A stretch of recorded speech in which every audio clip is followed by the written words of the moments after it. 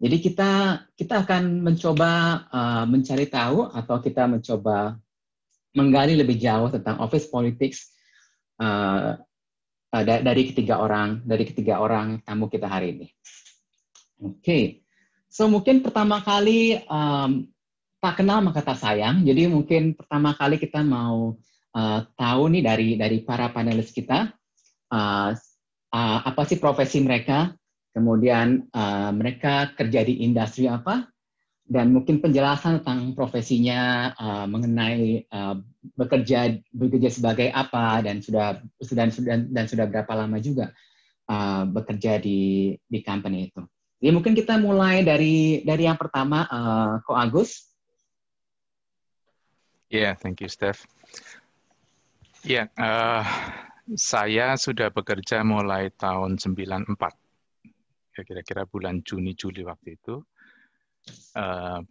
Karena saya graduate dari elektro, maka pertama kali yang saya kerjakan adalah medical electronic, jadi research, bikin alat, dan sebagainya. Kemudian mulai tahun 96, bulan Oktober, saya pindah company, bekerja di bidang IT. Pada saat itulah saya mulai bekerja di bidang IT. Ya.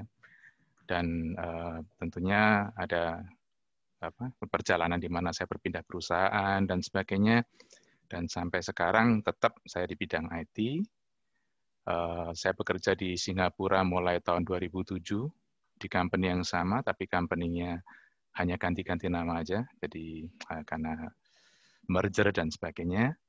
Dan tugas saya adalah untuk manage customer project portfolio. Ya, itu aja sepintas. Thank you. Oke, thank you Ko Agus. Gimana kalau Kak Budi? Oke, makasih ya pertama buat kesempatan sore hari ini.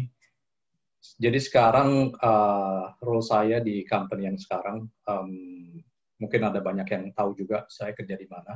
Tapi saya cuma nyebutin salah satu IT company headquartered di US dan salah satu global company yang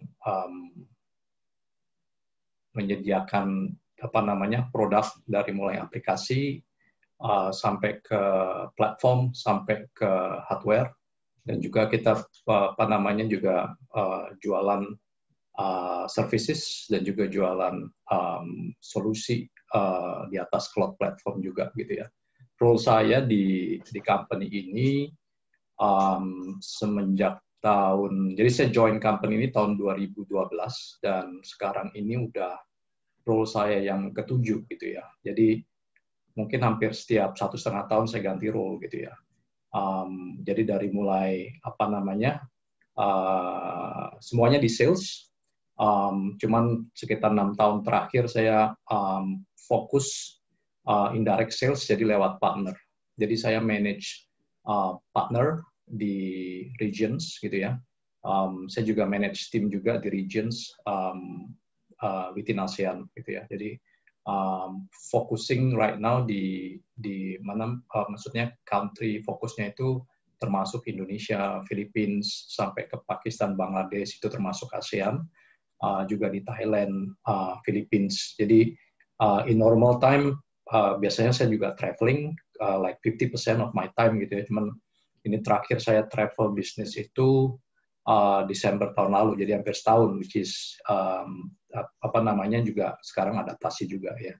Jadi is actually relevant juga sih, namanya office politik mungkin antara face to face sama sekarang semuanya lewat virtual gitu ya. Jadi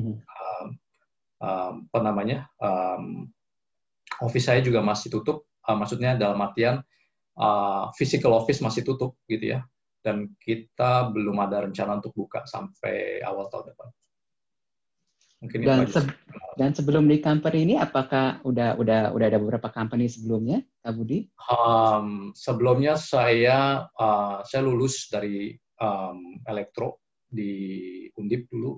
Saya pertama kerja itu di Jakarta di Astra, terus di Toyota Astra gitu ya setahun, terus saya pindah ke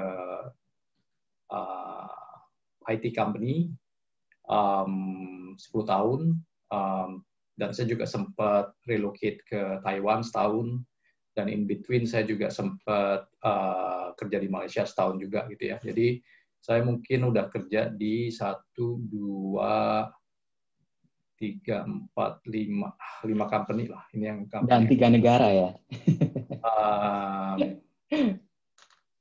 4 negara kalau dihitung Indonesia. Ya. Oke, thank you Kak Budi. Mari kita mengenal juga dari Ahmed. Ya, halo semua. So saya itu lulus tahun 2005. Saya lulus dari Universitas Parahyangan, Katolik Parahyangan Bandung. Saya majornya di chemical engineering. Saya datang ke Singapura itu tahun 2008 itu untuk further study. Ya, jadi terus kemudian 2009 itu saya mulai kerja di Singapura. Jadi in between sebelumnya aku kerja di Batam actually. Terus dari 2009 till now aku udah kerja di 3 company. Jadi total aku udah kerja di 4 company ya. 2 yang pertama, semua sebelum company ini semua 3 tahun masing-masing. Jadi aku ada cycle gitu. Setiap 3 tahun ganti, kecuali company ini ya. 2 company sebelum company saya sekarang ini engineering, procurement, and construction, di mana saya jadi design engineer, process design engineer. Terus di company ini yang sekarang saya company-nya bergerak di bidang lubricant additive. So kita technology company as well as manufacturing. Ya. Di company ini saya udah lewatin 2 role. Jadi sebelumnya aku jadi development engineer, process and development engineer. Terus habis itu aku pindah, totally switch to supply chain. Ya, jadi nothing to do with my engineering background actually. I've been doing that for the last 2 years. Jadi di company ini aku mulai 2015. Ya sekarang tahun kelima saya. Ya, jadi di role saya sekarang saya banyak operational logistik, itu salah satu yang day in day out activity-nya operational logistik. Tim yang di bawah saya ini menghandle supply chain buat bulk liquid container BLC. Kalau lihat tanker jalan itu yang 25.000 liter, nah itu kayak gitu. Jadi dia itu buat move-nya dari production plant to export atau local customer atau ke drumming site. Di pekerjaan saya juga saya menghandle kayak management of third parties, management of trucking companies, management of this bulk liquid container provider, terus managing and monitoring costs, basically transport costs. Jadi this has been my goal for the last 2 years. Yep. Thank you.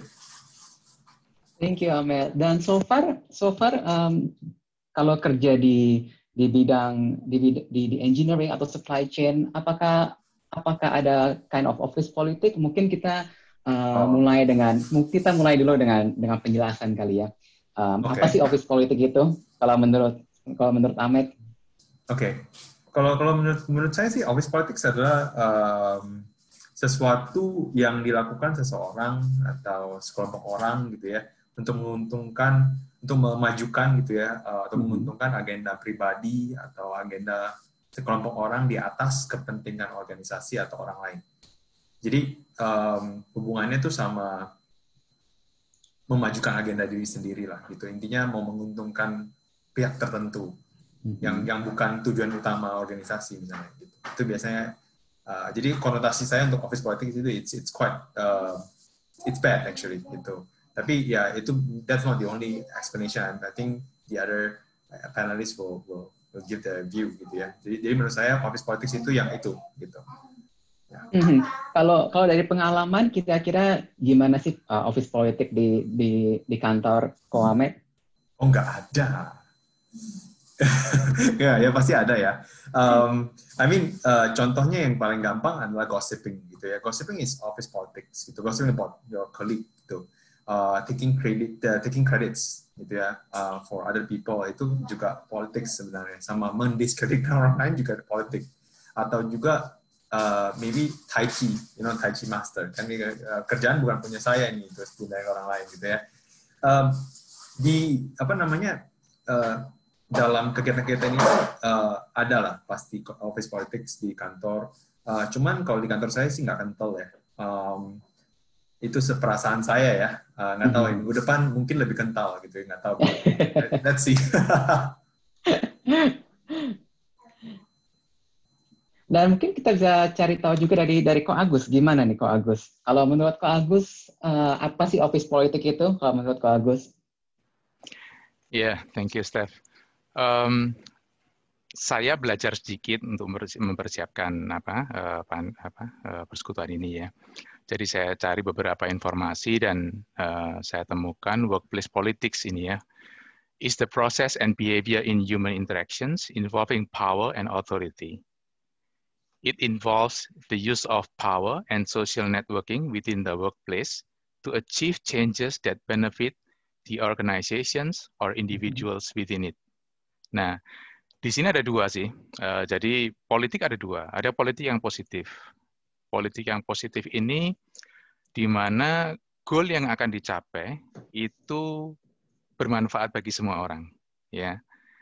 Tapi yang negatif itu seperti yang tadi Ahmed bilang. Jadi goal yang dicapai adalah untuk memuliakan diri sendiri.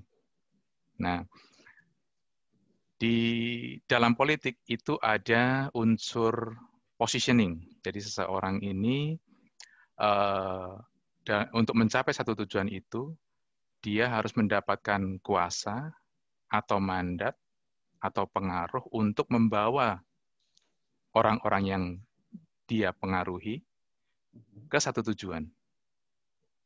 Nah, di sini ada juga yang menarik nih, ada satu hal lagi di mana kita juga harus melihat apa bedanya sih strategi dengan politik.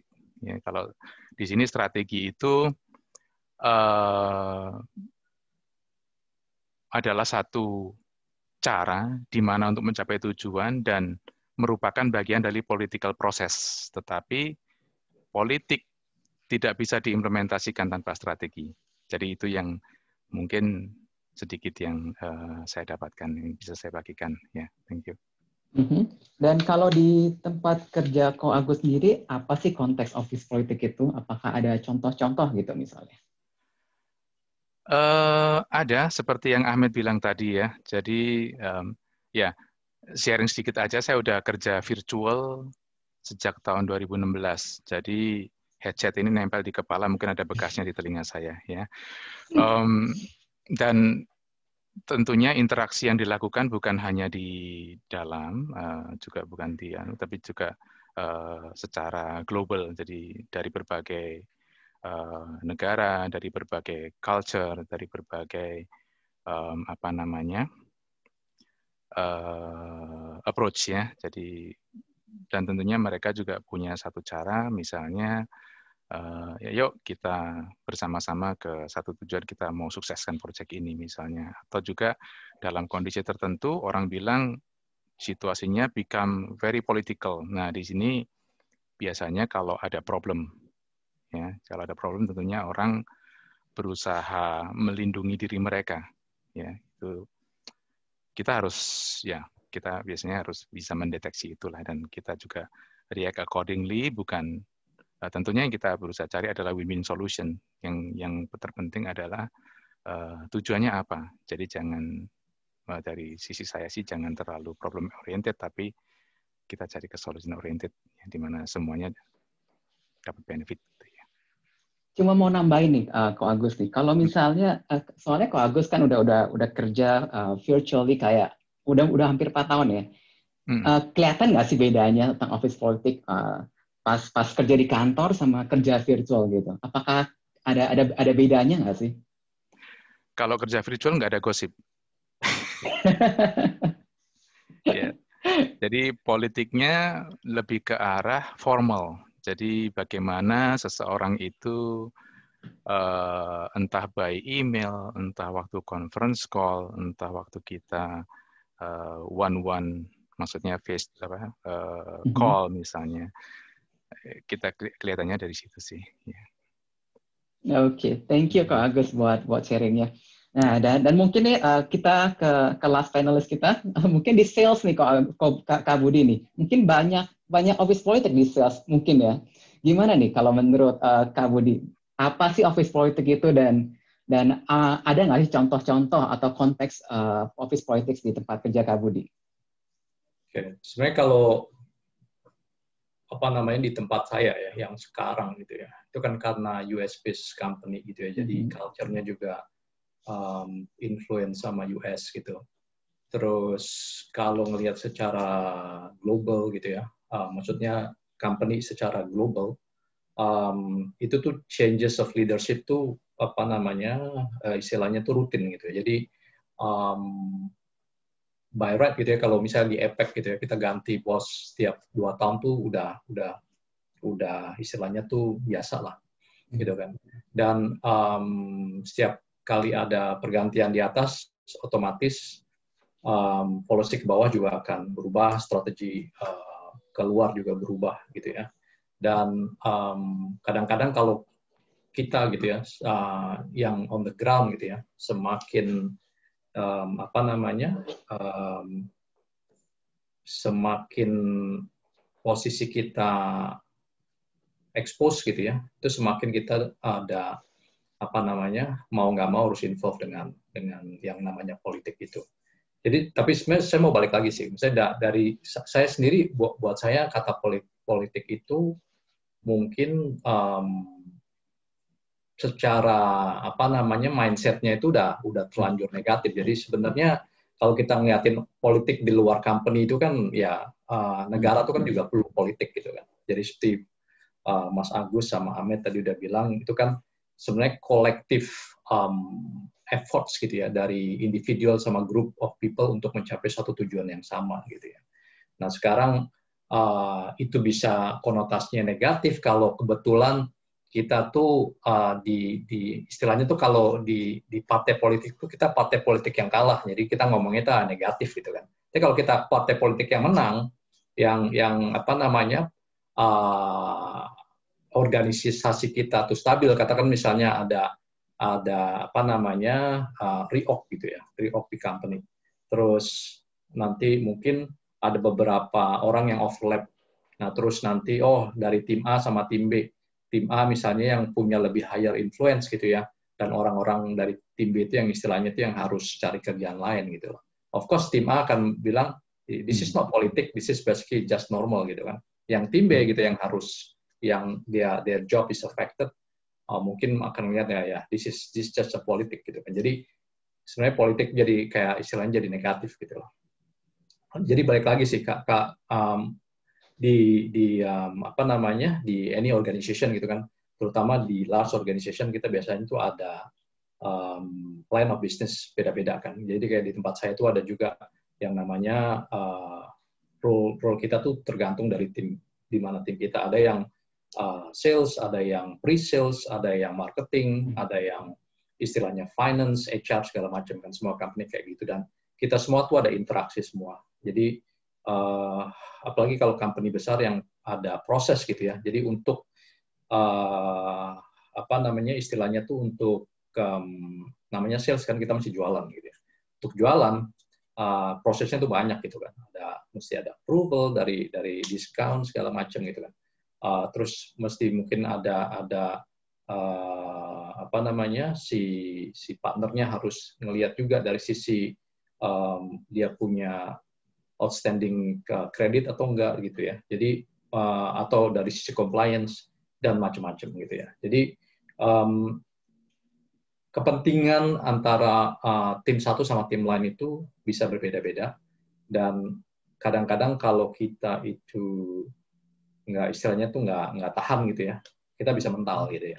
Jadi kadang-kadang ya we have to see, kita mesti negosiasi, kita mesti istilahnya tuh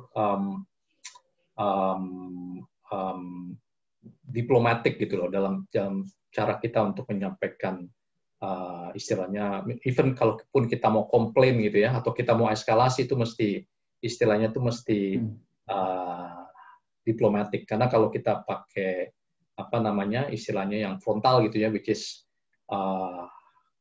kadang-kadang juga terjadi gitu ya, people will remember gitu ya. Kadang-kadang kalau kita udah nggak suka sama orang, walaupun sebenarnya tujuannya itu negatif, kadang-kadang itu juga bisa jadi counterproductive juga gitu ya. Dan kalau Kak Budi juga kan udah ada beberapa company ya. Kira-kira gimana sih bedanya kekentalan office politik itu di tiap-tiap company? Apakah semua company itu ada gitu? Oke. Tergantung dari culture gitu ya. Kalau dulu saya juga pernah kerja untuk European company gitu ya. Ada 2 gitu kan, dua-duanya dari European. Itu juga culture-nya beda.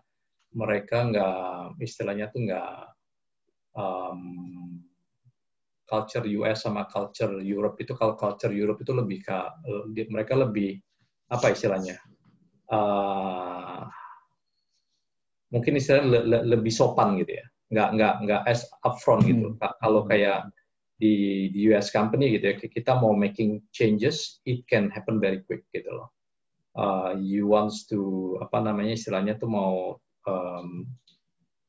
shut one division, they can do it in very quick gitu, as opposed to maybe European company ya, yang waktu itu pengalaman saya juga gitu ya. Terus kedua juga kalau di US company itu mereka itu dan ini mungkin juga evolving dengan time juga ya. Waktu saya kerja di European company itu terasa gitu ya. Orang-orang yang kerja itu yang di atas itu semuanya datang dari satu negara di mana SQ-nya. Tapi kalau kayak di US company, leadernya itu biasanya tuh orang lokal atau orang dari luar ke sini, tapi nggak ada tendensi ini harus dari istilahnya negara tertentu gitu. Ngerti maksudnya ya? Jadi dari situ juga sebenarnya itu udah politik lah. Jadi istilahnya kalau udah by default yang senior management itu dari cuman harus ini, istilahnya tuh kalau lu nggak punya paspor negara itu mah forget it gitu ya. Ya kan? You can forget about promotion gitu. Istilahnya gitu.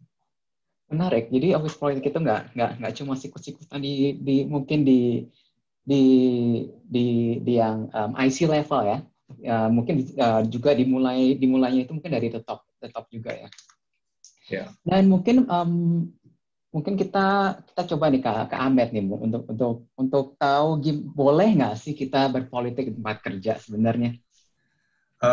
Kalau yang kita dari penjelasan tadi ya, kalau penjelasan yang politik itu yang tidak baiknya gitu ya, of course ya jangan gitu ya. Idealnya jangan, dan semestinya jangan gitu. Tapi on the other hand, menurut saya sih jangan jadi victim gitu. Jadi kita tuh boleh involve, we must be involved actually in politics in office gitu. But don't be naive, be smart gitu ya. Itu maksud saya tuh itu ada juga maksudnya kayak dibilang juga di firman Tuhan bahwa di Matius 10, aku ada tulis Matius 10 16, therefore I am sending you like sheep among wolves, therefore be as shrewd as snakes and as innocent as doves. Jadi cerdik seperti ular, tulus seperti merpati. Tulus ini bukan naif ya. Tulus itu maksudnya tulus itu, genuine gitu ya. Jadi kalau kita tadi yang saya juga nangkep dari Ko Agus, Kak Budi is about relationship gitu ya. Jadi when you build a relationship, you need to be genuine gitu. Jadi nggak ada intention gitu. Jadi intention untuk berrelationship itu jangan dipakai untuk membangun relationship itu jangan karena I want to be close to you because I need something from you gitu. This is important, but yet sometimes we tend to be we try to make the relationship with people with power gitu ya. Jadi tapi kita juga harus ingat bahwa itu justru yang jadi ketidakturusan gitu ya. Jadi sangat penting bahwa kita harus build relationship with genuinity and be smart gitu ya about politics in the office. Jadi singkatnya boleh, tapi you must be smart about it and don't be victim gitu. Jadi gimana caranya, kan susah juga ya, gimana ya, kapan kita mesti cerdik, kapan kita mesti tulus gitu. Yang aku bisa bagikan adalah yang aku juga struggle ya, sebenarnya struggle juga ya, day in day out gitu ya, kadang-kadang kapan kita harus begini ya, aku cuma bisa bilang bahwa kita harus menyerahkan ini kepada Tuhan gitu, berdoa bahwa kita diberikan the right wisdom to act in our workplace. Menurut aku begitu sih. Mungkin salah satu contoh praktisnya mungkin ya lebih banyak berinteraksi, tapi berinteraksinya nggak cuma pekerjaan doang, juga mungkin ya over the lunch, atau coba mengenal kolik-kolik kita dari hobi dia, dari mungkin aktivitas keseharian dia juga di luar pekerjaan kali ya. Iya. Ya, jadi yang itu sangat yang tadi yang kena banget itu yang dari Kak Budi atau Kak Agus, bahwa kita kadang harus you have to negotiate gitu ya, dan negotiation is something that is there's an art gitu ya behind negotiation. Dan kalau kita nggak punya relationship, it's sometimes harder. It's just factual gitu ya. Jadi it's good to have relationship. Dan ketika relationship itu genuine, itu will help us. Nah, tapi in the first place, the relationship is not to help us, but is to build real relationship. In the process, if it help us, then it's good gitu. Jadi I guess that's the meaning of being innocent or being genuine gitu ya. Thank you, Matt. Yep. Nah, mungkin kita mau mengenal lagi nih dari Kak Budi tentang boleh nggak sih sebenarnya kita berpolitik di tempat kerja?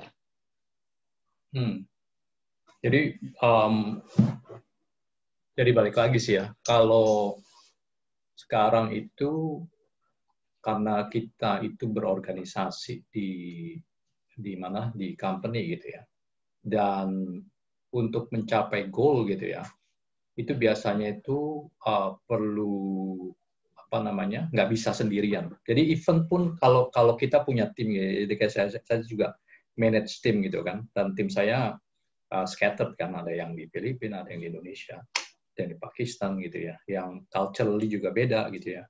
Dan secara tim itu kita juga punya istilahnya KPI. Untuk achieve KPI ini kita juga perlu interaksi dengan tim-tim yang lain gitu loh. Kita perlu minta tolong, kita mesti nolongin, jadi kadang-kadang juga harus ada take and give juga.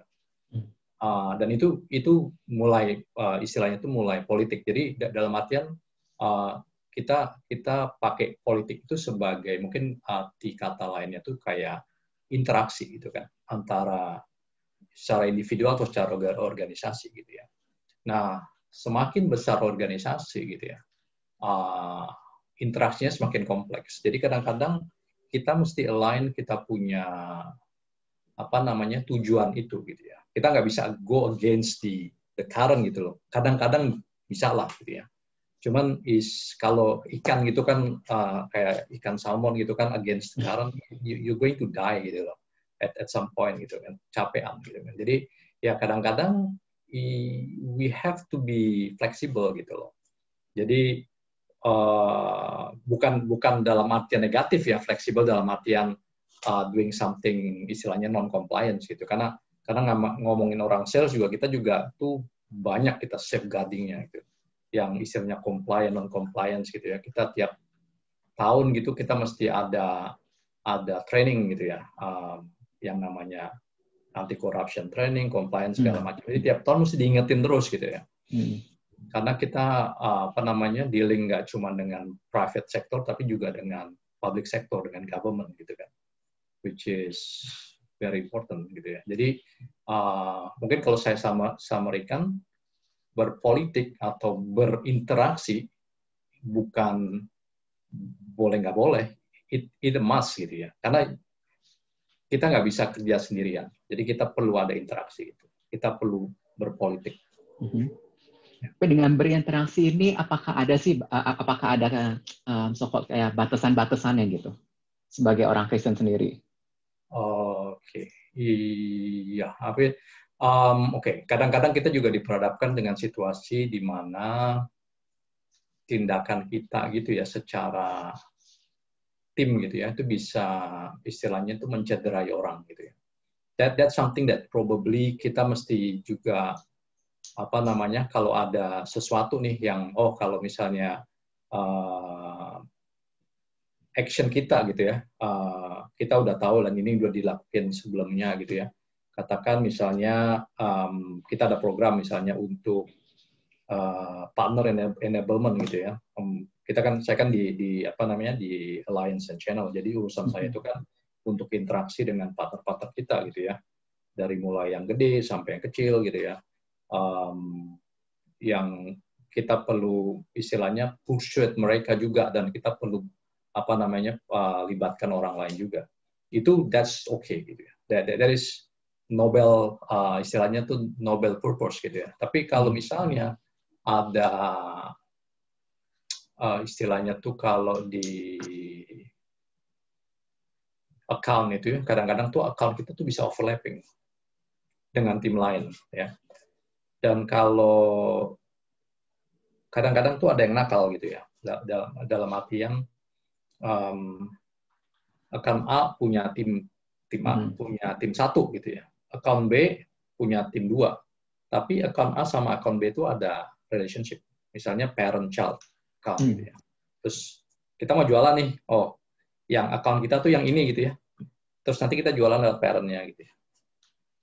Padahal sebenarnya apa namanya parent-nya itu punya orang lain gitu ya.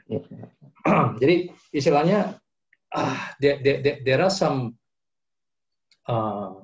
tricks gitu. Jadi seperti Ahmed bilang tadi, kita juga mesti smart juga gitu ya.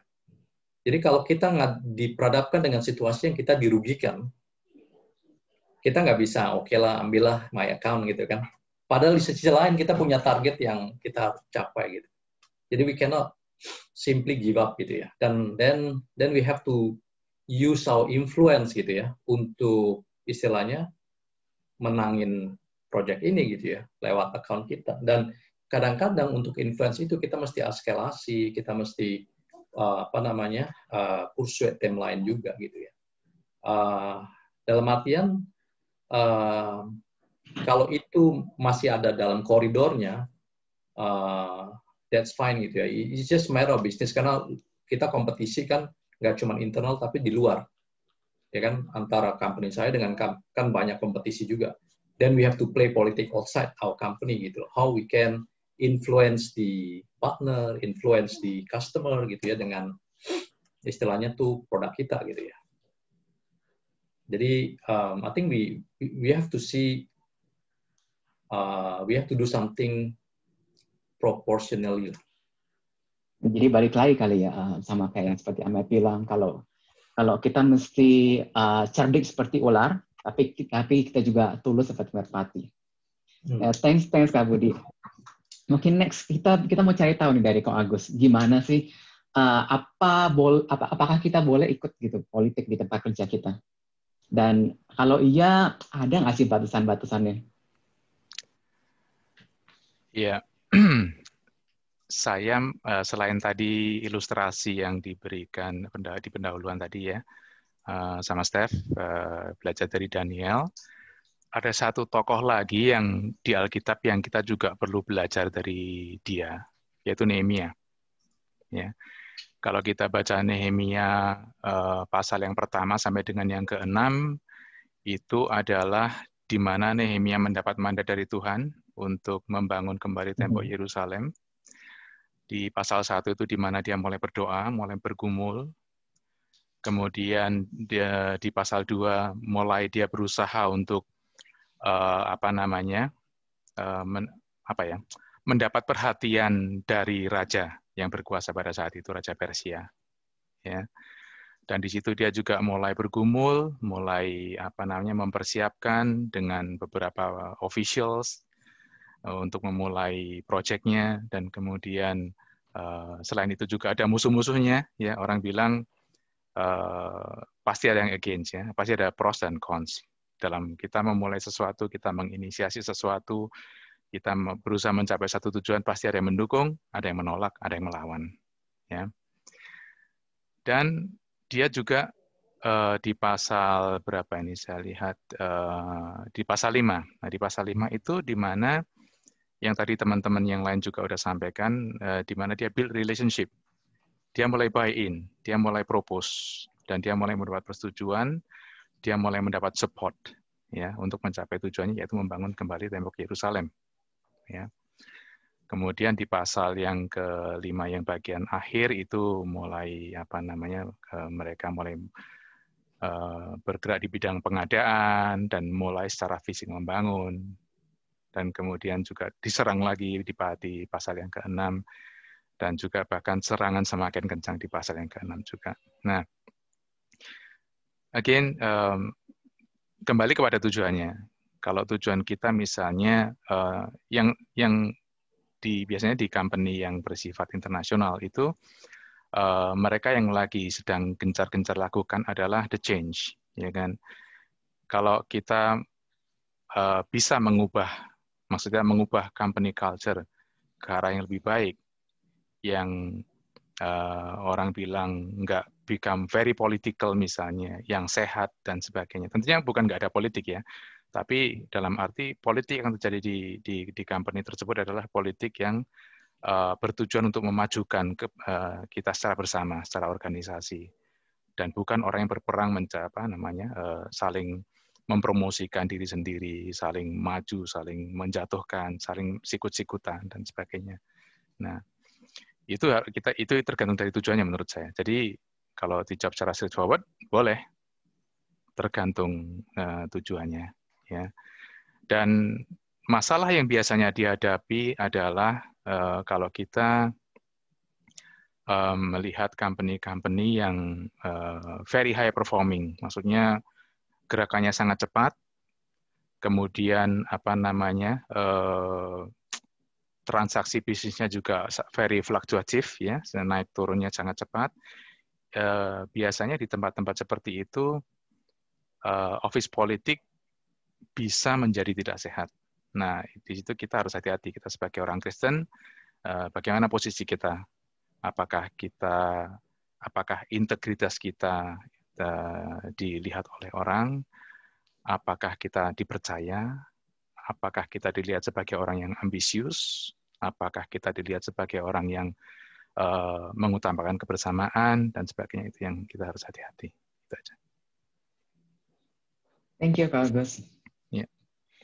Oke, sekarang kita udah tahu kan ya kira-kira gimana sih office politik, apa artinya, gimana batasannya. Mungkin sekarang kita mau tahu nih, bisa nggak sebenarnya office politik itu dipakai buat kita memberitakan Injil? Mungkin kita mulai dulu dari Kak Budi, mungkin ya.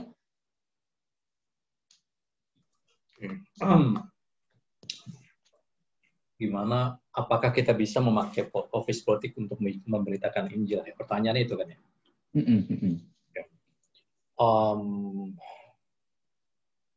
Mungkin secara landscape ya, dan ini mungkin cukup biasa lah di Singapura kan. Jadi landscape kita itu biasanya, apalagi kalau kita yang doing regional job gitu ya. Dan kayak saya kan punya tim di Indo yang salah satu tim saya juga pakai hijab. Saya juga punya tim di Pakistan yang yang Muslim moderate gitu ya. Pernah dulu ada satu kolek saya juga, dan banyak sekarang kolek yang di Pakistan yang masih pakai brewok gitu. Jadi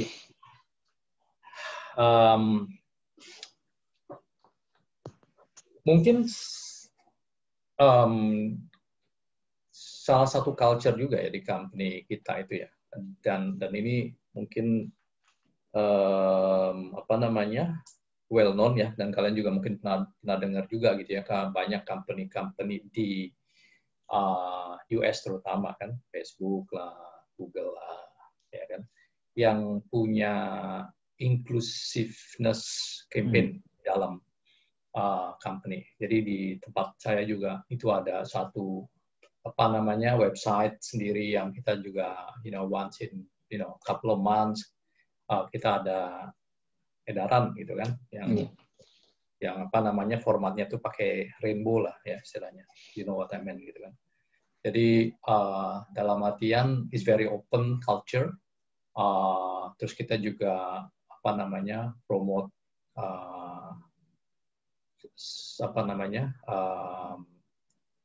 women leadership juga gitu dalam company. Jadi the company is trying to do the right thing gitu kan. Jadi satu hal I think kita belajar gitu ya, dengan adanya multicultural ini kita perlu sensitif gitu kan. Dalam artian dari sisi kalau saya ngomong gitu ya, saya misalnya saya interaksi dengan tim saya yang di Pakistan atau dengan bisnis partner saya yang ada di Bangladesh, Pakistan, dengan Zoom meeting saya biasanya biasa gitu untuk menyapa mereka, assalamualaikum gitu kan. Jadi just trying to get the traction going gitu ya. Dalam artian ada yang tahu saya Kristen, ada yang karena saya juga kalau pas ada teman yang dekat, then I'll try to talk lebih more open gitu ya. Dalam artian saya ada dulu waktu di majelis juga kan kadang-kadang saya dari airport juga langsung ke gereja gitu kan untuk dapat majelis gitu ya. At some point gitu ya. Jadi it is some people knows gitu ya. Cuman juga dalam artian seberapa aktif saya pakai kesempatan untuk memberitakan Injil dalam berpolitik, dalam berinteraksi ini, I think it's not something that very easy to answer gitu ya. Personally buat saya, karena satu hal mungkin kesempatan dan juga seperti saya bilang tadi ada sensitiveness. Jadi sebisa mungkin saya cuma mau tunjukkan value Christianity gitu ya, dengan tingkah laku saya gitu ya. Dalam artian seperti saya bilang tadi kan, mencapai tujuan A gitu ya. Sometimes saya mesti bilang it's very cut through competition gitu ya. Ya, untuk survive di sales gitu kan. Dan sometimes you have to be depend gitu ya. You have to pull your string gitu ya. A bit aggressive towards certain people gitu ya. Misalnya gitu ya. Ada bisnis partner yang istilahnya mereka ada hal yang harus mereka kerjakan tapi mereka nggak kerjakan, dan gara-gara mereka nggak kerjakan hal itu, my deal will be affected gitu ya. Dan otomatis saya juga harus istilahnya is showing my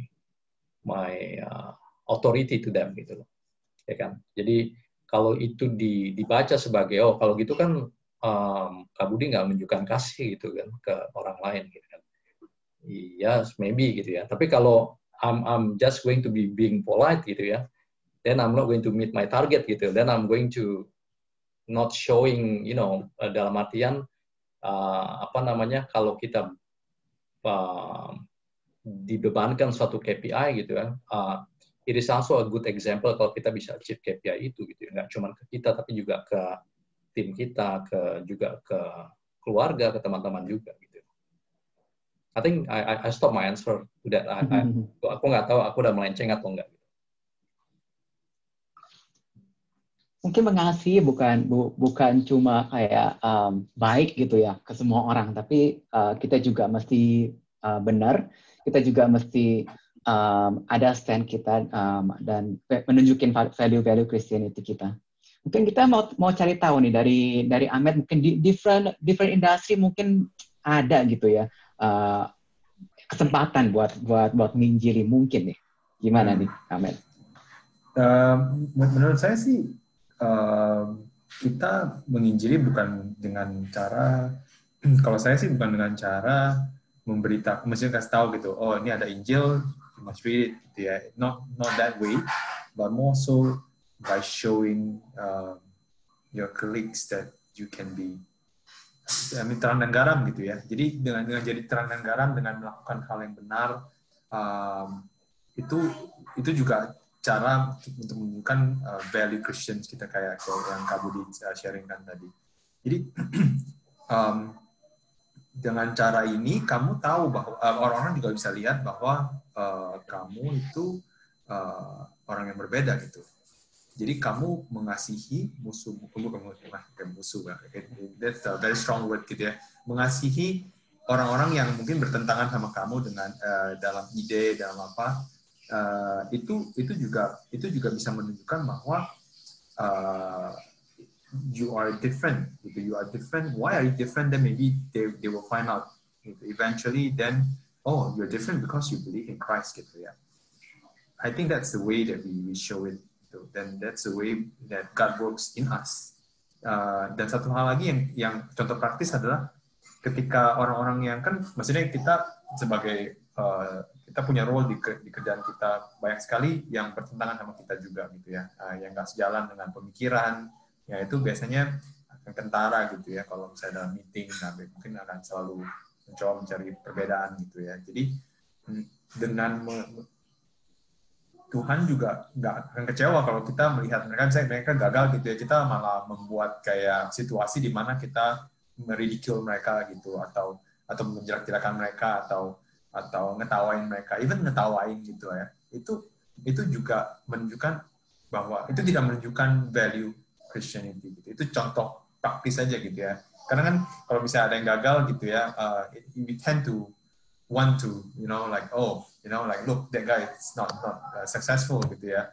Ya, kayaknya and try to pinpoint that to itu karena dia caranya bertentangan sama kita gitu, dan kita berusaha untuk kayak membawa kreditnya balik ke kita dengan bilang bahwa lihat aja tuh kayak gitu tuh caranya, kalau kayak gitu masih pasti gagal gitu. Jadi cara-cara seperti ini menurut gue kadang-kadang itu menunjukkan hal yang tidak baik gitu, dan menunjukkan hal bahwa kita tuh kita tuh sama orang lain gitu. Kita sama dengan orang-orang yang bukan orang percaya gitu. Jadi hal-hal kecil kayak gini juga kita harus hati-hati menurut saya sih. Jadi dengan perbuatan kita bisa menunjukkan bahwa kita orang yang berbeda dari orang lain yang bukan orang percaya, dan mereka bisa lihat itu dan mereka ini cari tahu kenapa sih bisa begitu. Nah, itulah saatnya Tuhan menunjukkan bahwa kita itu dalam segala tingkah laku kita juga bisa jadi yang menginjili gitu loh. Ya. Itu sih. Ini ya bukan cuma ikut-ikutan kali ya, tapi kita juga mesti menunjukkan integritas diri kita sendiri. Jadi kita harus firm gitu ya. Tadi satu hal yang aku juga dengar dari Kak Budi, yang aku merasa kayak ya itu betul sekali. Kita harus firm. Jadi mengasihi itu bukan baik gitu. Jadi baik dan mengasihi itu berbeda. Intinya mengasihi itu be firm when you need it, ya, and be gentle when you need it. Meekness itu bukan kelemah lembutan, itu bukan kelemahan gitu. Kelemah lembutan itu gentle when you need it and firmness when you need it. Ya, jadi I guess that's the summary. Yeah, thank you. Thank you, Ed. Gimana nih kalau Ko Agus sendiri, bisa nggak sih politik itu menjadi kesempatan buat kita memberitakan Injil? Ada pengalaman gitu dari Ko Agus? Iya, dalam pekerjaan tentunya kita harus memisahkan antara profesional dan personal. Dan menurut common sense, kalau sudah masuk ke area religious, itu sudah masuk ke personal, karena itu masuk ke area yang cukup sensitif, apalagi dengan cultural yang global, yang berbeda-beda. Ya. Dan saya setuju dengan teman-teman yang lain bahwa yang bisa kita lakukan adalah stay firm, kita stay correct, integrity, dan respect. Ya, ada satu quote di signature teman saya yang saya ingat cukup mengena adalah respect is earned, it doesn't come automatically. Itu yang penting ya. Jadi di mana kita sebagai orang Kristen, ya disitulah kita ditempatkan dan disitulah kita menjadi saksi. Saya ada satu pengalaman di mana pada saat proyek sedang berjalan, tim saya telepon ke saya, kontak, Agus, ini ada masalah nih, enaknya gimana? Nah, pada posisi itu, saya harus mengambil keputusan yang cepat, karena bahkan 1 jam pun nggak bisa. Lalu saya ambil keputusan.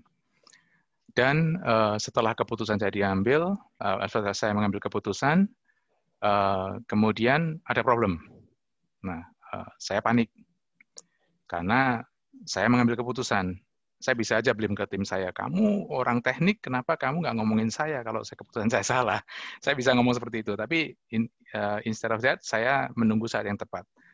Dan saya terus berdoa pada Tuhan, dan puji Tuhan ternyata problem itu bukan disebabkan karena keputusan saya, tapi karena hal lain. Nah, tapi tetap saya mengambil keputusan yang salah pada saat itu.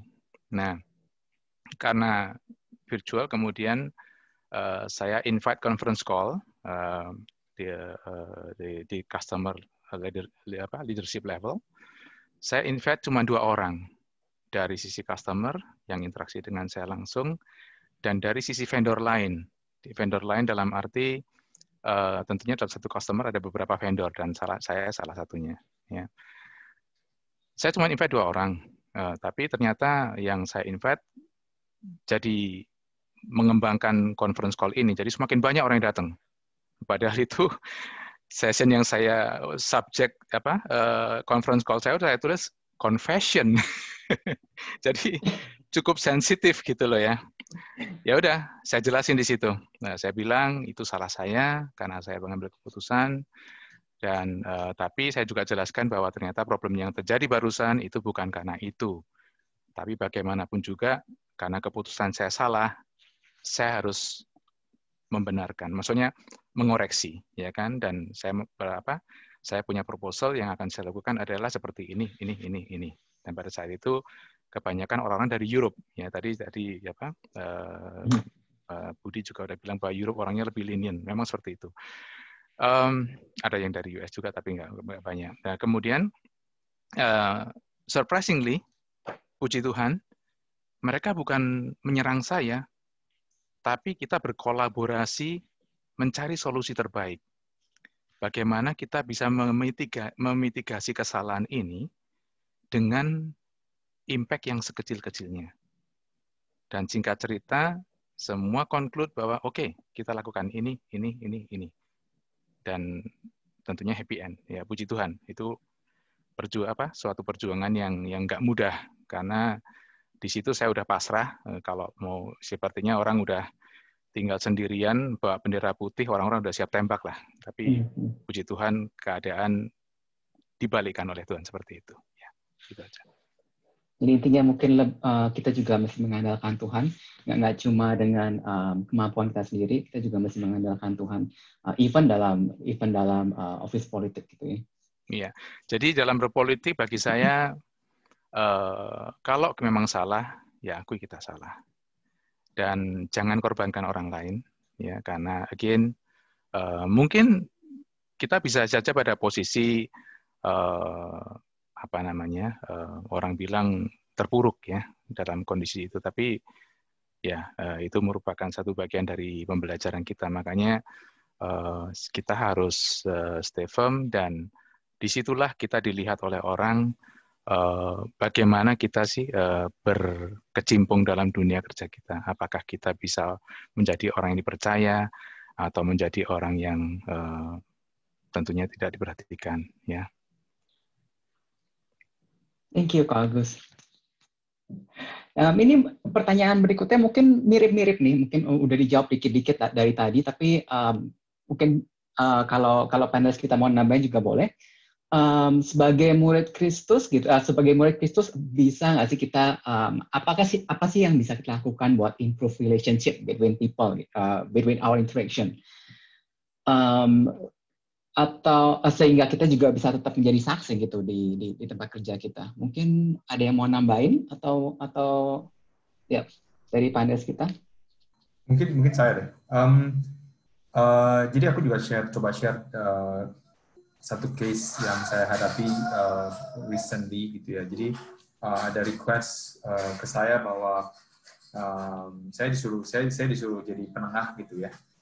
dalam situasi di kantor gitu. Terus pertamanya saya memang kurang setuju ya, karena itu bukan urusan saya gitu sebenarnya ya. Cuman tapi aku mikir lagi mungkin ada hubungannya sama, maksudnya I'm seen as, jadi itu kesempatan lah buat saya untuk bisa menunjukkan bahwa ya Tuhan juga kasih kesempatan itu buat saya gitu. Jadi ya udah saya pikir udah saya coba. Gitu. Nah jadi ketika itu terjadi saya harus kontak beberapa orang lah dan cari tahu, kayak investigasi tapi juga try to resolve conflict gitu ya. Ya di sana saya benar-benar menggunakan relationship saya gitu ya. Jadi relationship yang saya sudah bangun gitu. Tapi di sana juga saya harus berhati-hati karena saya juga nggak mau orang yang saya tanyain kan merasa, oh ini interogasi atau apa gitu kan. Jadi itu penting.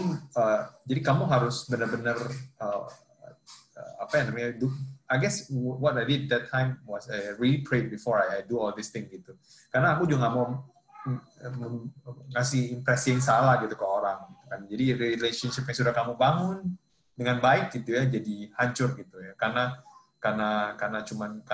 mau resolve other people's conflict gitu ya.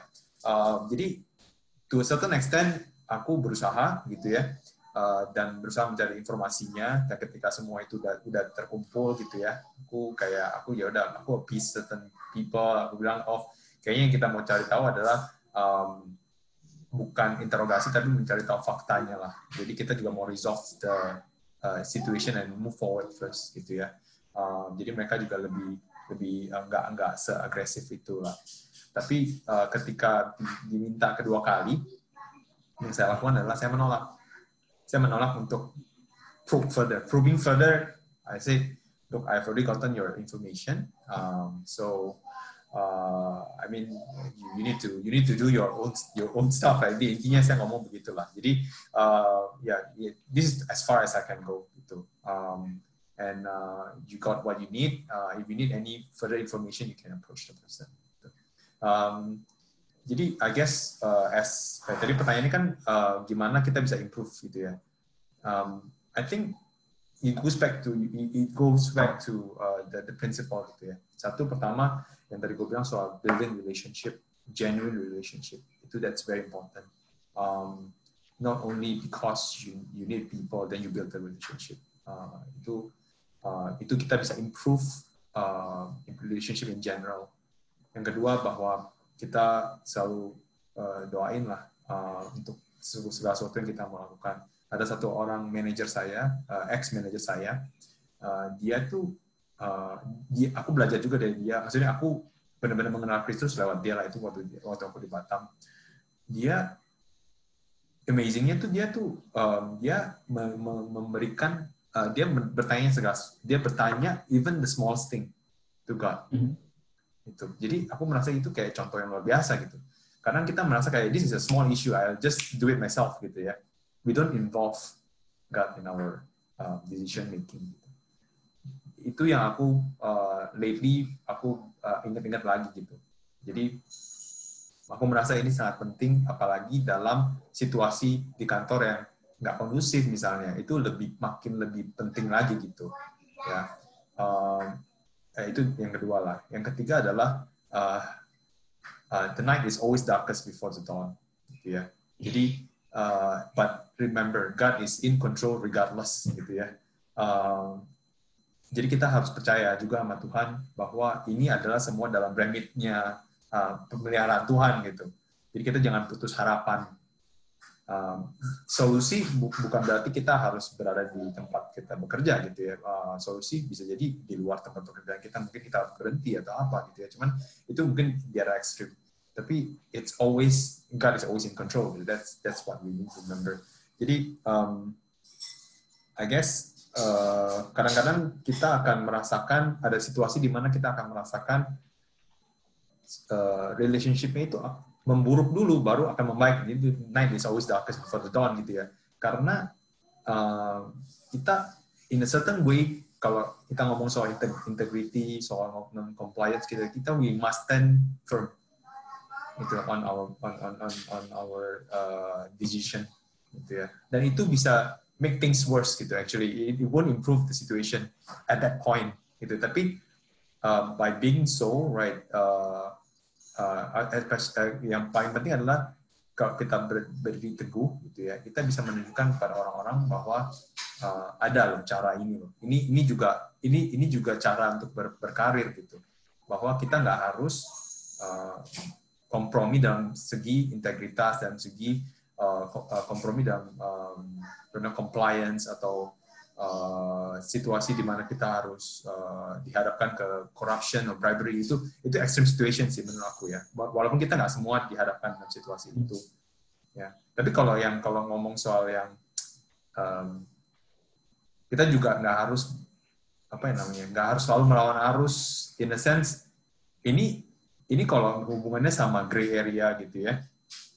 Ya kita harus tahu kapan kita harus menarik, kapan kita harus mengulur. Itu mungkin itu ya, cerdik seperti ularnya di sana gitu. Jadi yang kayak tadi yang gue sharing kan, ya kita lakukan gitu ya, karena kita mau juga supaya kita bisa resolve a conflict gitu, be part of the party that help to resolve the conflict. But to a certain extent we have to say no, okay? Karena kita juga udah nggak mau lagi terlibat lebih jauh dari untuk hal-hal yang sebenarnya nggak ada hubungannya sama kita. Gitu. Ya, jadi ya nggak harus selalu melawan arus, lawanlah arus ketika itu memang harus dilawan. Jadi kita harus juga tahu pick our battle gitu. Ya. Ya, thank you, Matt. Ya, thank you. Kalau dari Kak Budi atau Kak Agus, ada nggak sih tips-tips lain nih buat improve relationship nih? Buat kita promoting atau boosting colleague performance sehingga kita juga bisa tetap jadi saksi gitu di kantor. Kalau aku boleh sharing dulu ya. Mungkin dalam artian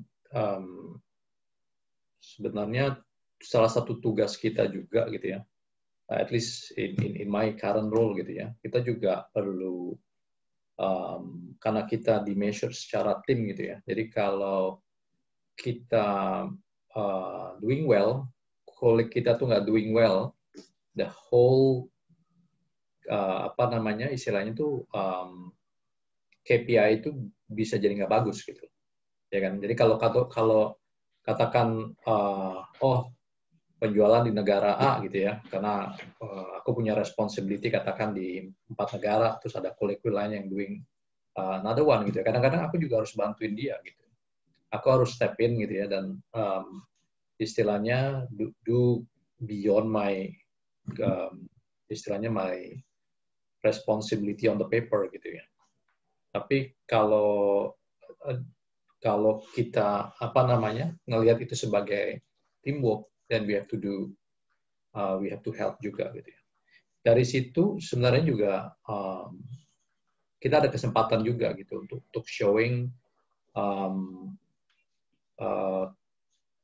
compassionate atau enggak kita gitu kepada teman-teman kita, kolega-kolega kita juga gitu ya. Kadang-kadang istilahnya kan kalau kita tuh udah under pressure gitu ya, terus ada kolega kita yang perlu bantuan, kita mesti bantuin. Kadang-kadang ini udah under stress dan your temper can be flare very easily gitu ya.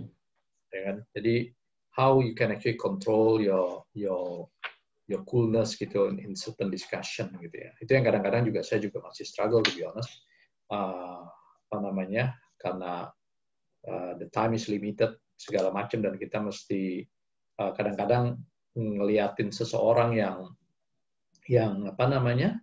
yang istilahnya incompetence gitu ya.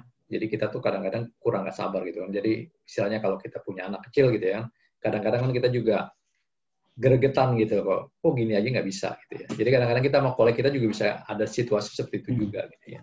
How we can basically showing gitu ya. At least kalau kita telanjur marah, mungkin pada saat yang tepat kita bisa sorry ya kemarin gue begini gitu ya. Just be honest gitu loh. Mungkin ya I got under pressure segala macam gitu kan. Jadi makanya I say something that I'm not supposed to say misalnya gitu. Jadi itu aja sih, mungkin dalam artian it's like a normal situation lah di office, di keluarga atau di mana. Jadi kalau kita udah punya gitu ya. Seperti tadi Mas Agus sama Ahmed bilang kita udah punya foundation itu, kadang-kadang is by nature kita akan showing something good to other people juga, gitu, regardless background mereka. Jadi be a genuine basically ya. Yeah. Yeah. Kalau Kak Agus gimana? Ada tambahan gitu tips-tips dari pekerjaan Kak Agus? Ya. Gimana sih tetap jadi saksi di tempat kerja kita gitu? Nah, itu cukup menarik itu pertanyaannya tadi.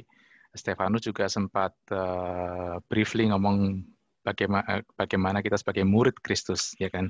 Nah, ada beberapa step sih kita sebagai orang Kristen, ya, sebagai evaluasi buat saya juga. Apakah kita cuma tahu tentang Kristus? Lebih jauh lagi, apakah kita tuh fans atau pemuja Kristus? Maju satu step lagi, apakah kita pengikut Kristus? Dan satu step yang menjadi kunci utama adalah apakah kita murid Kristus. Nah, kalau kita sebagai murid Kristus, secara otomatis kita akan mempunyai willing untuk menginjili. Kita ingin orang-orang yang kita kasihi, ayo nanti kita bersama-sama ke Yerusalem yang baru. Dan itu yang kita kenalkan ke sekitar kita. Ya. Dan tentunya kalau kita again, tadi seperti yang saya bilang di awal, kita jalin relationship dengan banyak orang, ya, maksudnya. Dan sebagai sebagai profesional, anjuran saya ya, jangan kita rebutan kredit.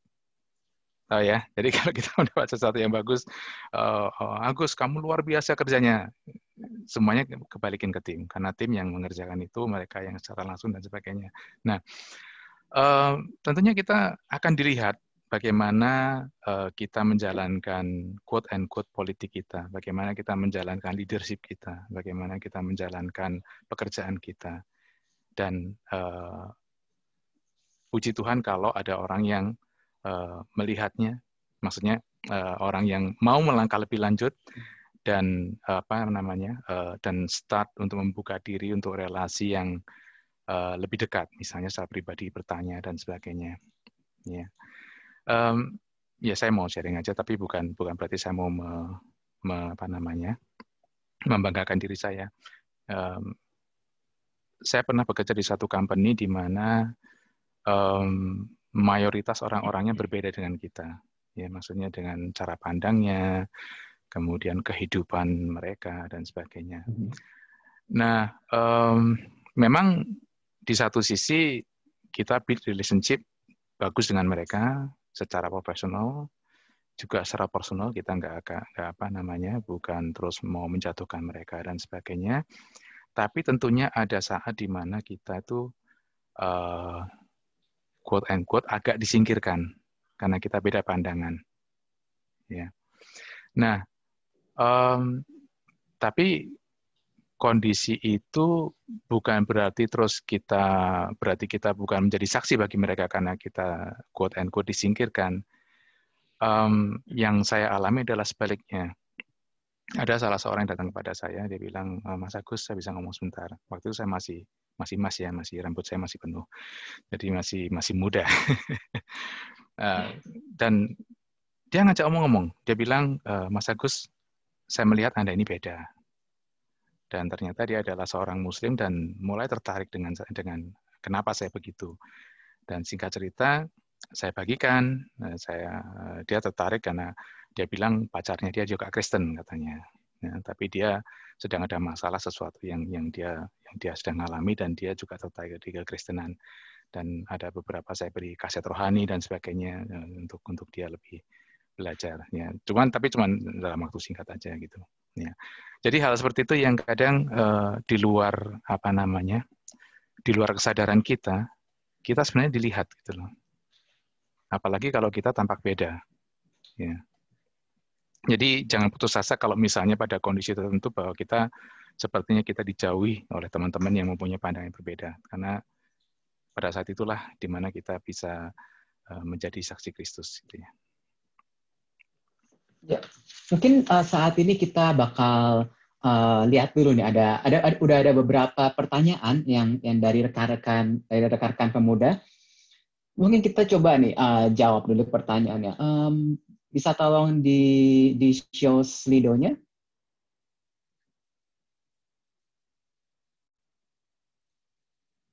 Oke, mungkin kita kita bakal jawab yang atas dulu mungkin ya. When do we need to walk away or walk into office politics? Apakah itu pada saat kita, apakah pada saat kita pada saat itu menguntungkan kita saja, kita baru ikut-ikutan? Gimana nih menurut Kak Budi gimana nih? Oke. Sebenarnya most of the time gitu ya. Kadang-kadang itu tuh nggak punya pilihan gitu ya. Dalam artian seperti saya bilang tadi gitu ya. Kalau kita nggak punya interaksi, kita nggak punya tujuan dalam organisasi, it's very unlikely gitu ya. Unless mungkin kerjaan kita mungkin very specific gitu ya. I think the more exposed the role in the company, the more interaction sama tim-tim yang lain, like it or not, there will be a politics, there will be an interactions. Jadi kadang-kadang kita nggak ada option tuh untuk walk away gitu ya. Kalaupun gitu ya ada suatu hal yang istilahnya bukan suatu yang major, yang I don't need to be involved on that particular thing. Personally, I rather not to get involved with it. Tapi kalau misalnya suatu hal yang anyway kita harus lakukan gitu ya, untuk influencing certain decision gitu ya, karena tanpa itu kita nggak bisa achieve our own team goal, then you have to do it rightfully lah. Gimana nih kalau Kak Agus atau Ahmed nih? Kapan sih kita mesti walk away atau kita mesti walk into the office politics? Kalau saya sih yang tadi yang Kak Budi sharingkan itu yang kalau misalnya keadaannya kita nggak bisa menolak gitu ya. Ya berarti kita harus, ya like I say lah, kita harus be involved gitu.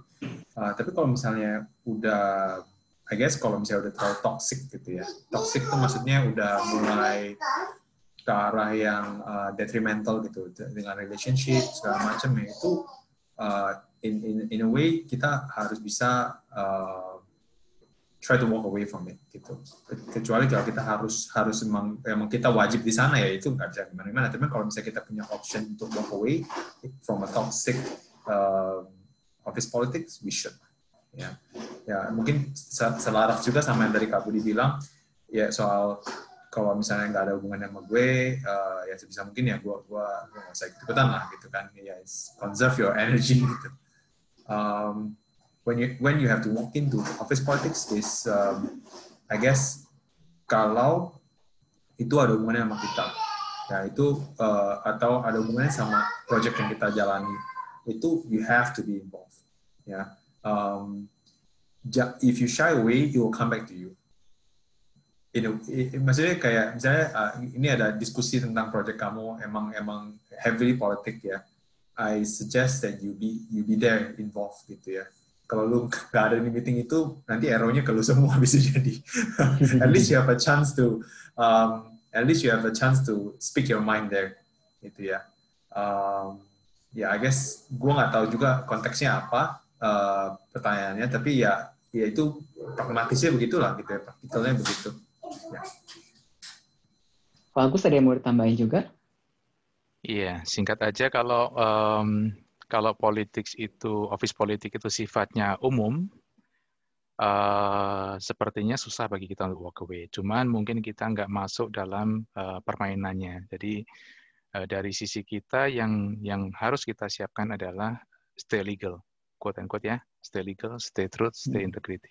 Karena di situ di mana pertahanan kita semakin kuat. Jadi seperti Daniel ya, nggak mudah dijatuhkan. Ya. Oke, thank you. Thank you. Sekarang kita mau ke pertanyaan selanjutnya nih. Seandainya menurut kita cara A yang masuk akal, tapi bos suruh kita pakai cara B, apa sih yang mesti kita lakukan? Mungkin kita coba dulu deh. Mungkin engineering mungkin banyak yang kayak gini. Sebenarnya engineering lebih simple ya, karena engineering there's only a few ways to do it gitu ya, and you can measure efficiency through it's measured gitu ya. Itu kayaknya lebih gampang untuk menjelasin sesuatu gitu, dan tangible gitu. Kalau udah mulai non tangible gitu, itu yang lebih susah ya kan. Masuk akal bukan berarti yang terbaik gitu ya. Karena ada juga elemen apa namanya ya, ada elemen relationship, ada elemen ini akhirnya ini pekerjaan ini bakal masuk kemana gitu ya, bakal influence, bakal mempengaruhi siapa saja, mempengaruhi function yang mana aja gitu. Itu juga penting gitu ya. Bukan berarti maksudnya kita mau oh ya udah kita ambil keputusan supaya function itu aja yang ngerjain. Bukan itu maksudnya, tapi lebih ke apakah ini further the organization agenda ya. Aku suka ngomong kayak gitu kalau di meeting gitu ya, ini not my agenda, this is the company's agenda gitu ya. Jadi let's try to achieve that gitu ya. If that means that you have to do more work, then you have to do more work gitu. If that means I have to do more work, I will do more work. Tapi kita bisa discuss lah, ya kan? Kita bisa discuss and where's the sweet spot gitu ya. Soal ngomong soal bos nyuruh pakai cara B, kita I guess in a way kita boleh explain why we think A is another way gitu ya. But at the end of the day, decision is his. If it's his decision, we must follow. Itu kayak sama kayak we submit to authority, tapi ingat ya, kalau ini hubungannya sama integritas, sama sama bribery atau apa gitu ya, of course there's no other way gitu ya. Even your boss say B, you cannot say B. Ya kita maksudnya konteksnya ini berarti adalah ada banyak cara gitu ya, dan nggak ada yang non compliance gitu ya. Dan yes, you can try to win your boss through presenting what you have in mind. And that's not wrong. I think that will give you more credit. Actually, you actually think through what you're doing, not just okay, boss, I will do this. No, gitu. Maksudnya in a way kita menunjukkan kompetensi kita, menunjukkan bahwa kita itu we don't go through motion gitu ya. Just okay, lu suruh gua gini ya gua gitu. Tapi kita try to give other perspective.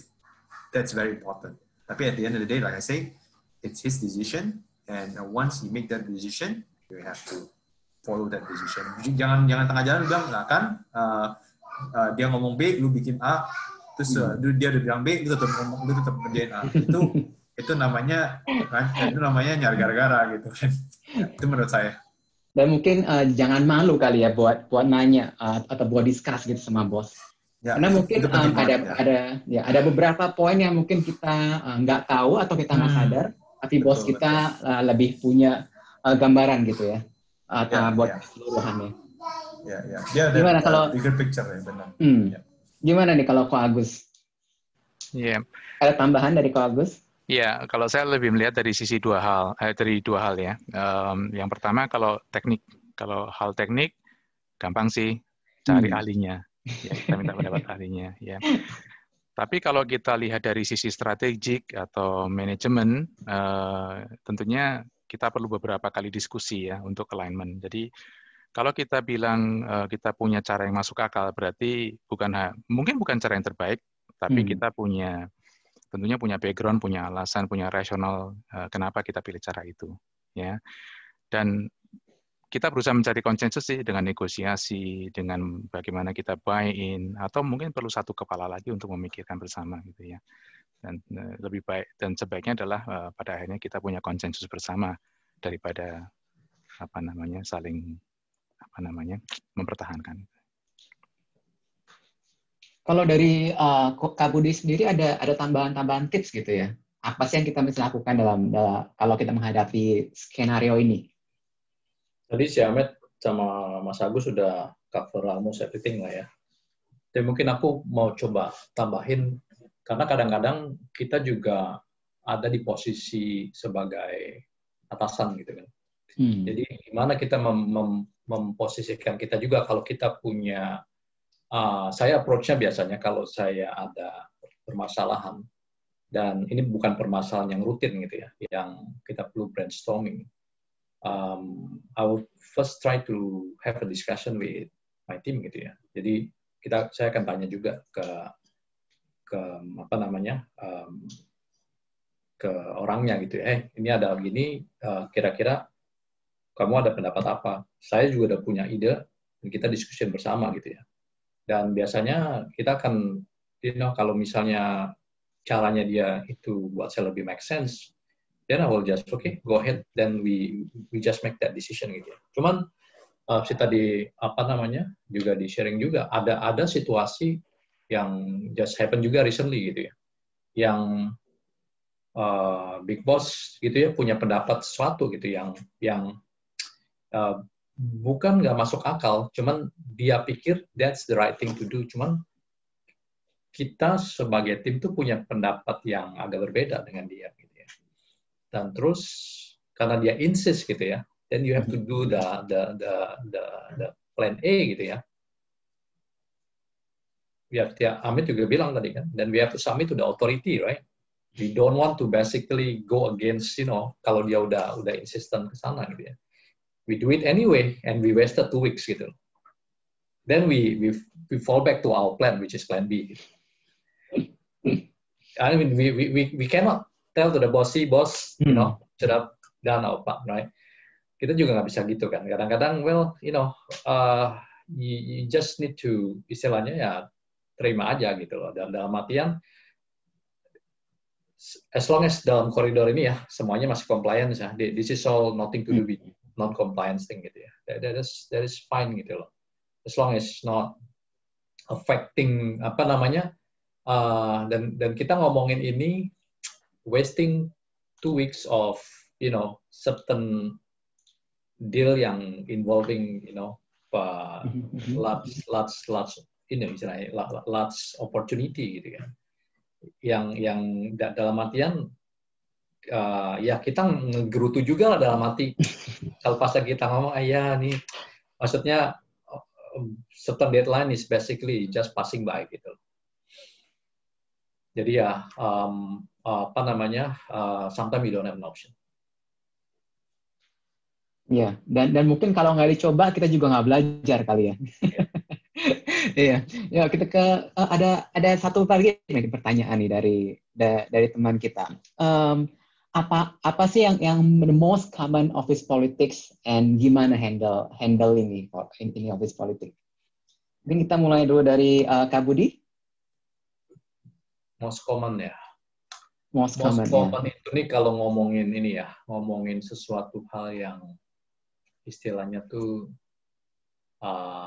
negatif gitu ya. Ini ngomongin misalnya policy atau ada tim atau orang yang istilahnya itu role-nya dia itu bisa affecting kita punya KPI gitu ya. Seperti saya bilang tadi kan, kalau saya sebagai sales account manager, saya punya teritori A, terus sales lain punya teritori B. Nah, terus somehow ya, teritorinya dia itu dia mau pakai gitu loh untuk jualan ke teritori saya. Jadi kalau di sales organization, that is very common gitu ya. Jadi sampai tuh kadang-kadang kita ada yang namanya tuh teaming agreement. Jadi kalau memang benar-benar tuh solid gitu ya, ini udah verifikasi yang teritori A itu yang company yang ada di sini, account yang ada di sini itu memang ada koneksinya ke sini dan ini memang legit gitu loh. Dan oke lah, because this is my account juga, I can argue that I'm influencing this end user so that they are okay with our solution gitu ya. akhirnya kita bisa sharing lah, revenue dibagi, di split gitu ya misalnya, ada yang seperti kayak gitu. Jadi tapi kalau tadi yang kita udah discuss sebelumnya, kalau kita timid gitu ya, kita oke, you know, kasih gitu kan, then we are suffering gitu kan, basically orang lain the next time, oh nih kalau akalnya Budi sikat aja nih, dia di komplain gitu kan, dan payah kan kita.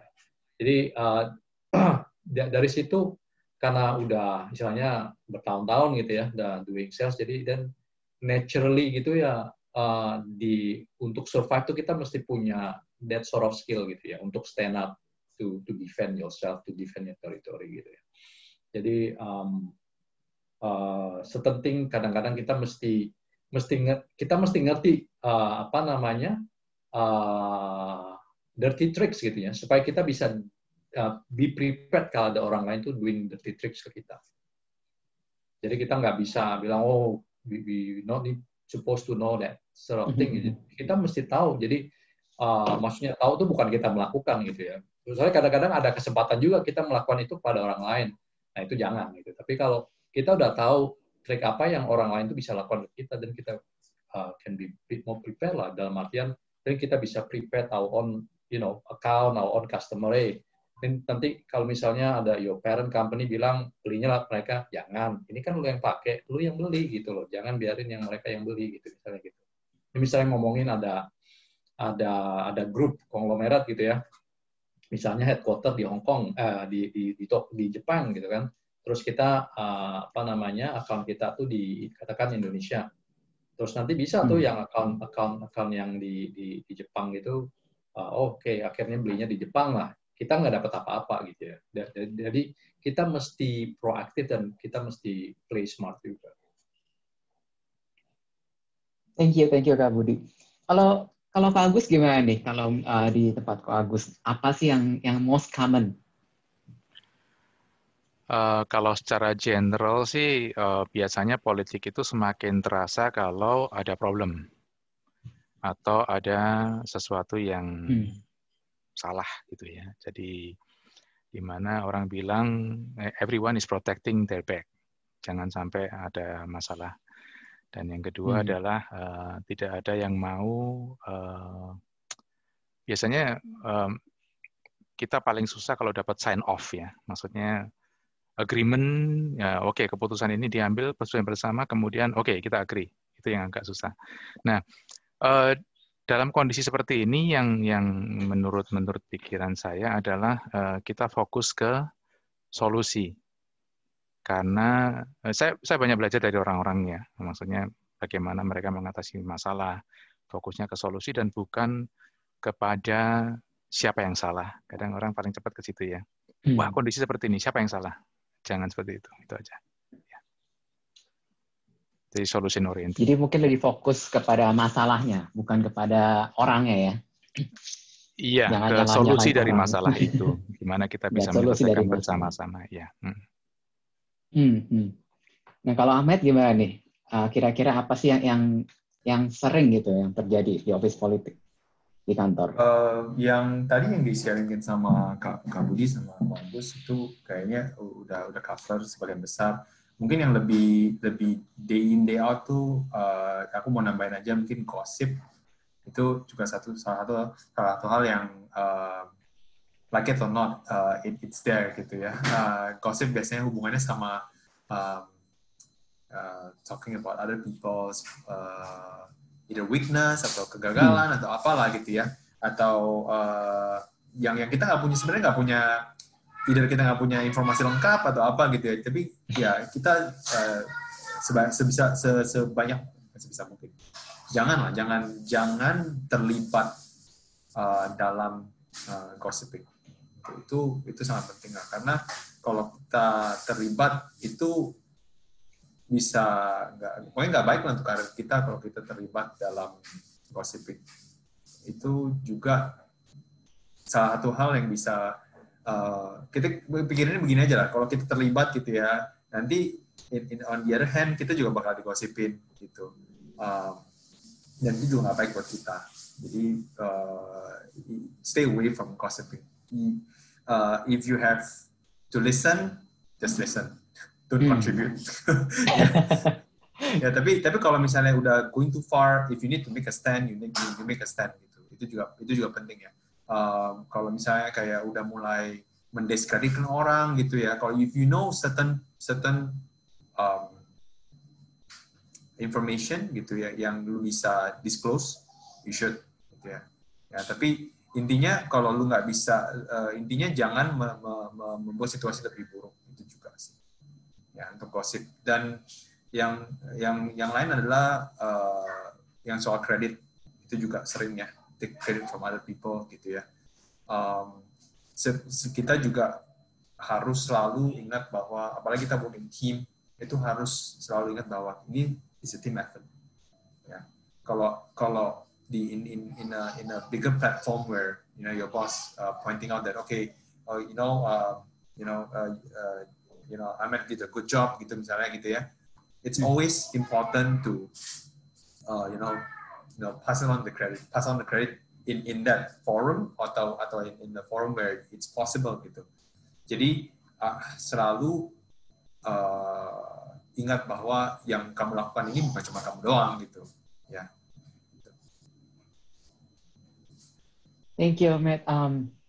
Ya, apa masih ada pertanyaan-pertanyaan dari teman-teman pemuda? Bisa coba di refresh. Apakah masih ada? Oke, I think ya cukup 3 ini saja. Oh, ada satu lagi nih. Bagaimana menghadapi departemen atau orang yang sengaja mendelay pekerjaan sehingga langsung mempengaruhi proyek kita?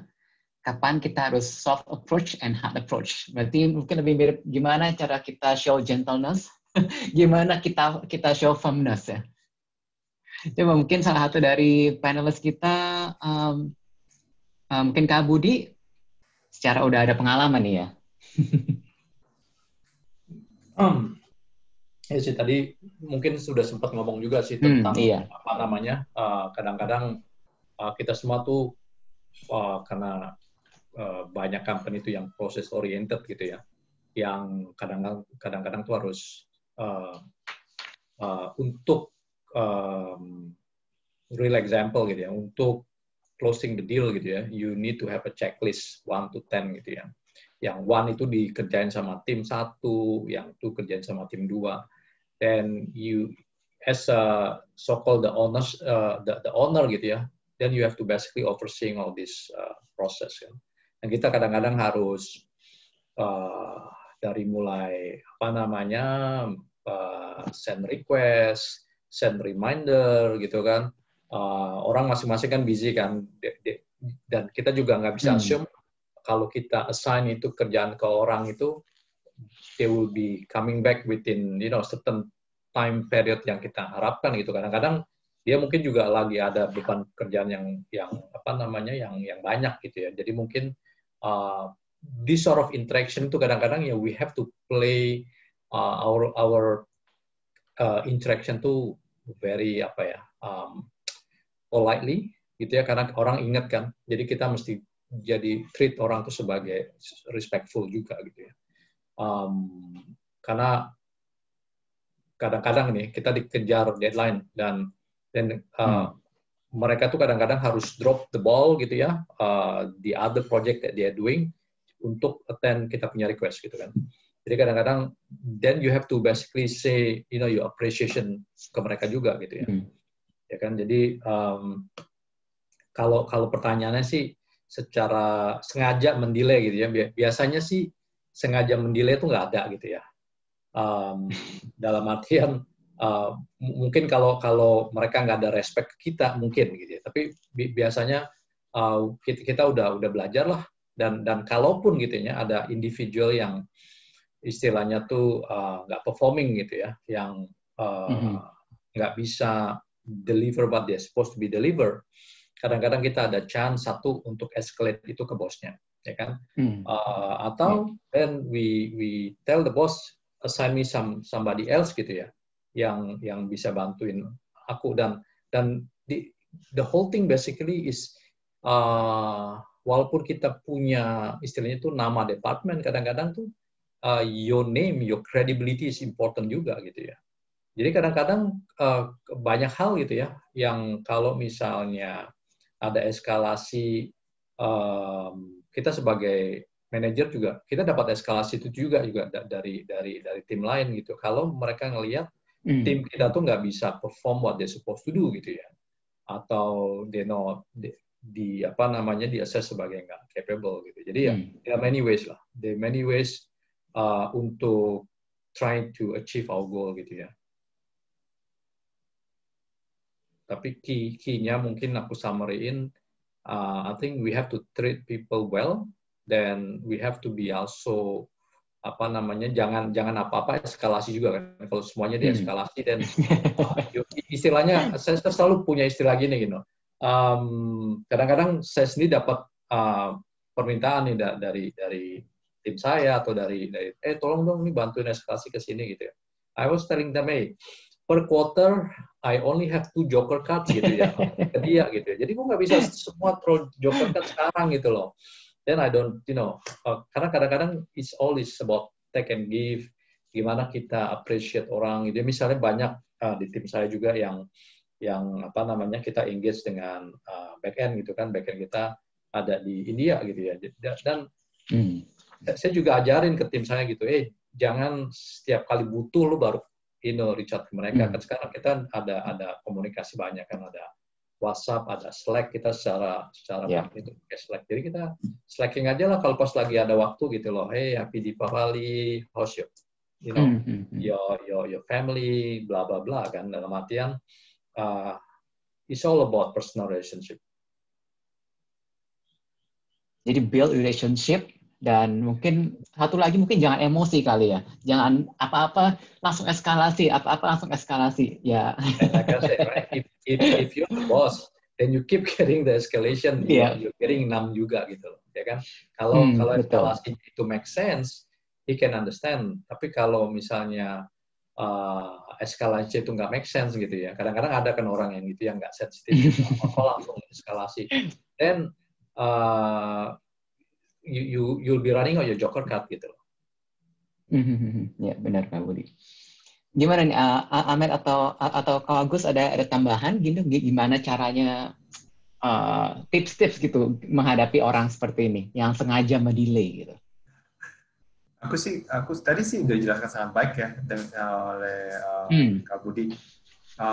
Kalau sengaja sih ya mungkin ngomong dulu ya kali ya. Maksudnya, is there any circumstances that you have? I mean, misalnya ada nggak kenapa belum ada progresnya kenapa gitu? Mungkin tanya sama orangnya gitu ya. Tapi if you try 1-2 times and it's not improving, I guess you just have to escalate gitu ya. Tapi ya, then again, kita juga nggak mau jadi escalator ya. apa-apa escalate gitu kan. Not a fun, not a really, gitu kalau ketemu orang kayak gitu juga malas gitu sebenarnya. Apa-apa escalate, apa-apa kirim email udah masuk bosnya di sana gitu. Baru email pertama udah ada bos kita. Kayak seakan-akan kita nggak ngerjain gitu kan. Itu juga kan kesel gitu ngeliatnya juga kan. Jadi ya we must do the right thing lah. Kita harus approach personally. Nanti udah kalau misalnya emang nggak improve juga ya baru kita escalate. Jadi ya ada escalation process lah gitu. Dan itu penting buat untuk supaya progress kita bisa progress lah. Itu penting ya. Dan supaya interaksinya growing ya, nggak cuma kayak karena satu masalah jadi that's it gitu. Burn the bridge.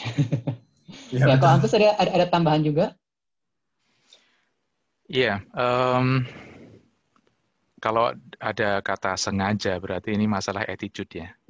Ya, jadi bukan hanya sekedar kenapa orang itu pekerjaannya terlambat atau kenapa dia nggak yang tadinya performing jadi nggak performing, bukan seperti itu ya. Kalau ada masalah dengan attitude, biasanya yang sebaiknya dilakukan menurut saya adalah personal approach dulu. Kita ngomong ke dia, kenapa? Ya, apakah ada yang salah dalam diri saya, atau dia punya background sendiri yang membuat dia jadi seperti itu. Nah, itu yang baru kita masuk ke eskalasi, di mana eskalasi tentunya kita juga hindari kalau kita misalnya mau ngomong kayaknya di organisasi yang matriks ya, hindari kita dengan teks email, itu sangat berbahaya kalau eskalasi. tentunya kita kalau sebelum kita kirim email eskalasi, kita harus approach ke manajer yang bersangkutan, entah kita conference call atau gimana, satu orang satu gitu ya. Baru kita minta bantuan solusi dari dia. Tentunya again kita ke solution oriented. Dan yang kedua, kalau tanya kenapa kapan, kita harusnya punya set timeline, ya kan? Kita punya target kapan selesai, dan kita juga punya buffer time, kita juga punya skala prioritas dan sebagainya, tergantung dari case by case. Kalau memang itu tiba-tiba orangnya di tengah-tengah yang tadinya dia ngebut atau dia berhenti, proyek kita terlalu, yang tadinya kita boleh dibilang mengandalkan dia, tapi ternyata sudah nggak bisa diandalkan karena attitude-nya dia, tentunya kita harus mengambil tindakan cepat. Tapi kalau masih ada waktu, kita coba ambil cara yang baik, yang tidak melukai, quote unquote ya, tidak melukai siapapun. Ya, thank you Kak Agus. I think ini udah merangkum semua pertanyaan yang ada dari rekan-rekan pemuda kita. Mungkin sekarang kita bisa masuk ke session setelahnya. Oke, thank you buat panelis kita.